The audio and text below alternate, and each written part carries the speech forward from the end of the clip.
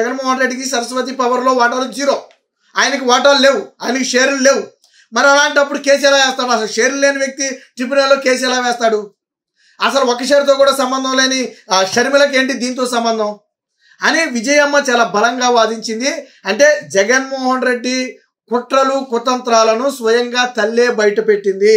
సరస్వతి పవర్లో వాటాలన్నీ నావే, వాళ్ళకేమీ లేవు. జగన్ భారతి అనవసరంగా షర్మిలను లాగుతున్నారు. ఆస్తి వివాదాలతో నన్ను కోర్టులో నిలబెట్టారు. పిటిషన్కు విచారణ అర్హత లేదు. ఏదైతే ఎల్సిఎల్టీలో అంటే ఏదైతే ట్రిబ్యునల్ ఉందో లా కంపెనీ ట్రిబ్యునల్ ఉందో అందులో విజయమ్మ అయితే కౌంటర్ అయితే దాఖలు చేయడం జరిగింది. స్వయంగా ఇది విజయమ్మ చేసినటువంటి వ్యాఖ్యలు ఇవి. వాళ్ళు వీళ్ళు కాదు, షర్మిల కూడా కాదు, స్వయంగా జగన్మోహన్ రెడ్డి తల్లి విజయమే చేసింది. జగన్మోహన్ రెడ్డి భారతీ రెడ్డి వీరిద్దరూ కూడా నన్ను అనవసరంగా ఆస్తి వివాదాల్లో కోర్టుకు లాగారు.